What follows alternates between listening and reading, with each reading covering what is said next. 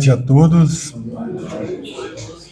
Sejam bem-vindos mais uma vez na Casa Lar de Fabiano, vocês e também os irmãos desencarnados, que têm a permissão nessa noite de estar aqui para, como vocês, receber aquilo que vocês vieram buscar. Que a paz do nosso Mestre Jesus esteja com todos. E queremos abrir esses trabalhos mais uma vez com a permissão, sempre pedindo a permissão de Deus e da espiritualidade que trabalha nesta casa, os irmãos espirituais, os irmãos de luz, e sem eles a gente não seria nada aqui. E todos vocês, encarnados, desencarnados, aqueles que vocês trazem os seus pensamentos que não podem estar aqui, recebam as boas energias, tanto no plano espiritual, no plano físico, né? Sempre ressaltando que a gente tem que sempre levar em consideração a fé, o merecimento e a nossa programação. A gente às vezes pede muita coisa, mas às vezes a gente não está na nossa programação. Deus nos programou diferente, mas sempre o pedir e o orar é uma preparação. A gente chega mais pertinho dele para conversar com ele, né? Pedimos também que os irmãos de luz estejam com a nossa irmã Rosângela nesse momento, que ela seja inspirada e bem possa transmitir a sua mensagem de hoje. E para a nossa harmonização, eu trago uma mensagem daquela que acompanhou o Divaldo muito tempo, que é a Joana de Anjos, que diz o seguinte: eu recomeço. A cada momento, podes recomeçar uma tarefa edificante que ficou interrompida. Nunca é tarde para fazê-lo, todavia é muito danoso não lhe dar prosseguimento. Parar uma atividade por motivos superiores às forças é um fenômeno natural. Deixá-la ao abandono é falência moral. A vida é constituída de desafios constantes. Que assim seja.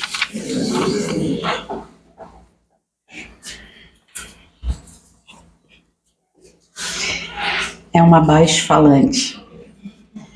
Boa tardezinha a todos. Que nós possamos ter este espaço de reflexão para bem aproveitar, né, para nós e para todos aqueles que nós estamos trazendo junto no coração, no pensamento.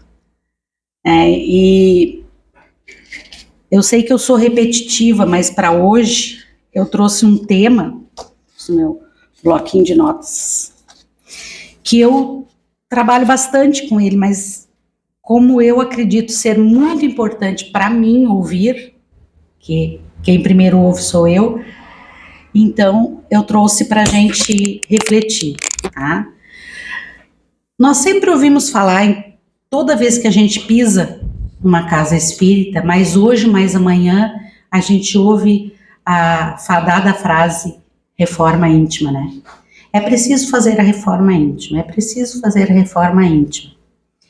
E a gente tenta, né? A gente tenta.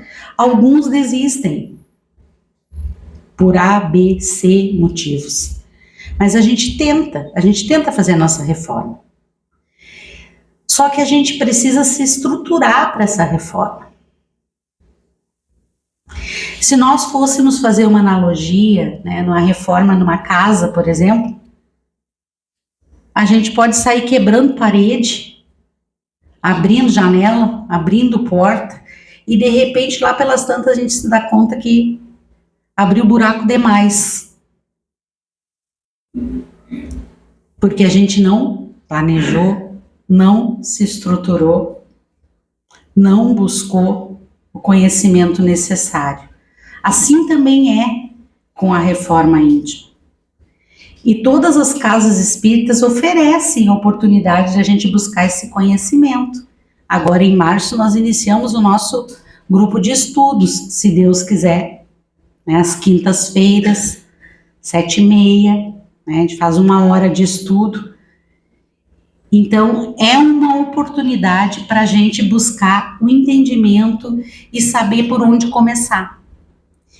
Toda vez que a gente vai reformar, vamos usando a mesma analogia, a nossa casa, a gente busca alguém que entenda o mínimo, né, de arquitetura. O que eu preciso de base, o que eu preciso de ferro, o que eu preciso de cimento, de piso. E quando a gente vai fazer a nossa reforma íntima, às vezes a gente sai dando navalhada para tudo que é lado. E a gente não entende que há 2 grandes sabotadores da nossa reforma íntima. É o desânimo. A gente começa com um gás assim, acelerado, vai. Daqui a pouco a gente desanima, mas nada muda, só piora, e aí a gente já volta para os costumes antigos.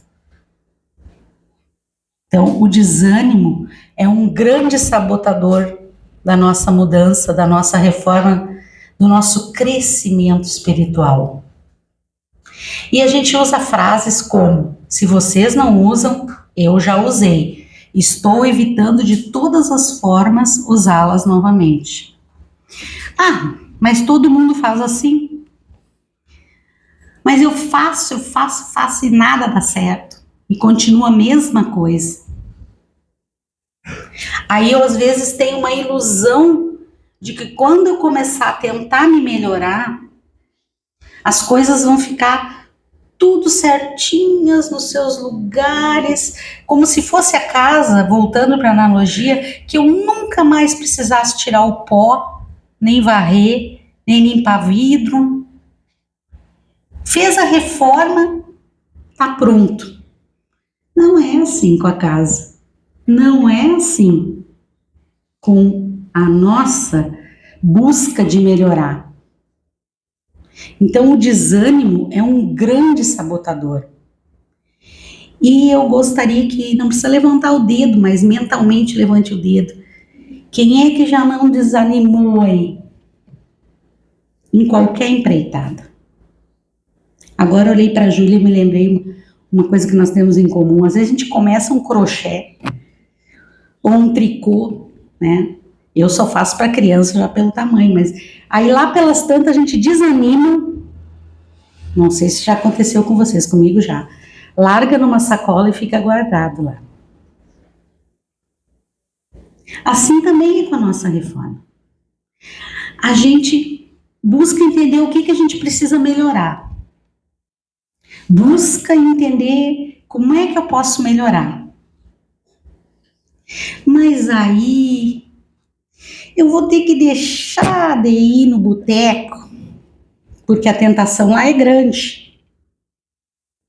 Eu vou deixar de ter que frequentar certos lugares lá, nós que somos da área da educação, a sala dos professores na hora do recreio, porque é um lugar muito tentador, que a gente resvala pela língua, né?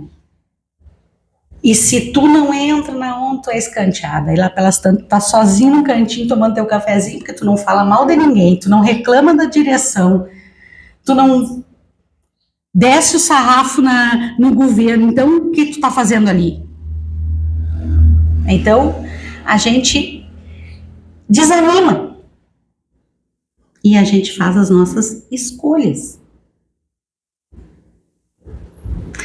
Outro grande sabotador do nosso crescimento espiritual, da nossa evolução espiritual, que isso é a reforma íntima, é a evolução espiritual, é a falta de autoconhecimento. A gente não se conhece. A gente pensa que a gente é um beija-flor e quando muito a gente é um quero-quero. E ainda a gente ainda fica dizendo, mas como é que o outro não consegue fazer isso? Porque nós nascemos, parece que a gente passou numa fila assim, os julgadores, né? Mas o fulano não consegue uma coisa tão simples. É tão simples parar de beber. É tão simples parar de fumar. É tão simples parar de ser guloso. É tão simples parar de falar da vida dos outros. Mas eu quero conversar com quem já tentou. Não é simples, porque é um hábito, é um vício que a gente traz de várias caminhadas. E abandonar um vício, qualquer que seja, não é fácil. Demanda muito esforço, vontade, suor. Então, o desânimo e a falta de autoconhecimento são dois grandes empecilhos para a nossa evolução espiritual, para a nossa reforma íntima. Todas as virtudes que nós precisamos ter para sermos considerados angelicais, espíritos puros, estão dentro de nós. Todas. De todos nós. Dos guri que assassinaram o Orelha, até Chico Xavier. Vamos fazer uma régua grande. Todos carregam em si os germes de todas as virtudes. Está dentro. Porque Deus está em nós. Nós fomos criados à sua semelhança, então está dentro. O que falta fazer? Tirar o que está atrapalhando. Certa vez foi perguntado para um escultor, né, o escultor, não lembro o nome agora, não sou de guardar nome, como é que ele conseguia fazer de uma pedra única de mármore uma escultura tão linda, tão maravilhosa, como é que ele conseguiu? E ele respondeu: eu não fiz nada, já estava lá dentro, eu só tirei o excesso. Deve ter respondido com outras palavras, mas... Então, nós somos deuses, só que a gente está com muito excesso, que precisa ser trabalhado, e esse é o trabalho da reforma. Excesso de orgulho, excesso de vaidade, excesso de mágoa. Tá tudo dentro. A gente só precisa se conhecer e começar a trabalhar. E não precisa ter tanta pressa. Nós somos espíritos eternos. Vamos fazendo o nosso ritmo. É melhor a gente dar um passo firme do que dar 10 cambaleando. Então a gente precisa, para fazer uma reforma, voltando para casa, quando eu olho para minha casa, eu quero mudar, eu tenho em mente como eu quero que ela fique, não é? Eu tenho um modelo. E nós, para a gente fazer a nossa reforma, nós precisamos ter um modelo que foi colocado pertinho de nós, que é Jesus. Nós já temos um modelo. Aí as pessoas que são mais desanimadas, elas dizem: ai, jamais eu vou chegar aos pés de Jesus. Vamos sim, gente. Nós fomos criados para isso. Não é soberba, não é empáfia, não é nada. Nós vamos. Pode demorar 500 reencarnações? Pode. Nós temos o livre-arbítrio. Mas nós fomos criados para chegar ao estado crístico.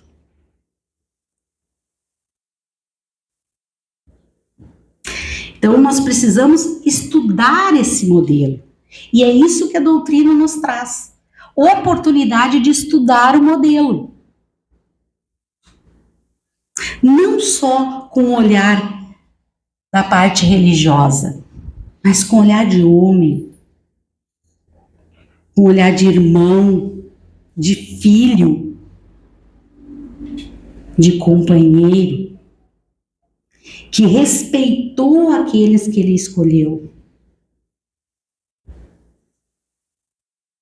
E quando a gente começa a fazer uma busca de mudança e a gente tem dificuldade de respeitar o ritmo do outro, a gente tem que abrir os dois olhos. Porque alguma coisa no nosso caminho não está legal. O princípio de tudo é o amor. E quem ama, respeita o ritmo do outro. Respeita o estágio que o outro se encontra. Por que vocês acham que existem tantas religiões? Porque cada espírito está num estágio evolutivo. E dependendo do estágio evolutivo, ele precisa se agregar num lugar que vá acomodar seu coração, que vá ajudá-lo a conhecer o modelo. Porque todas as religiões cristãs falam de Jesus, ou não?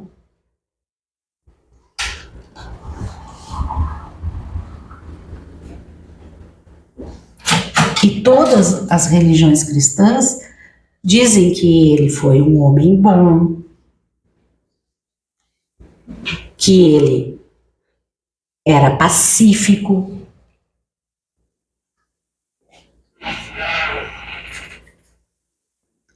Estudando o nosso modelo, esta é a grande contribuição que a doutrina espírita nos traz, a oportunidade de estudar o nosso modelo.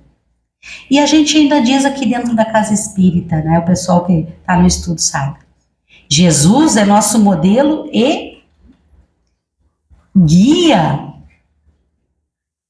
Poxa, eu tenho que acreditar que ele guia, eu tenho que acreditar que ele está comigo, que ele vai me trazer orientações. Mas a gente às vezes não para escutar. Jesus está conosco, nos guiando, através de uma boa leitura, através de uma orientação que a gente recebe, de um vídeo, de um filme.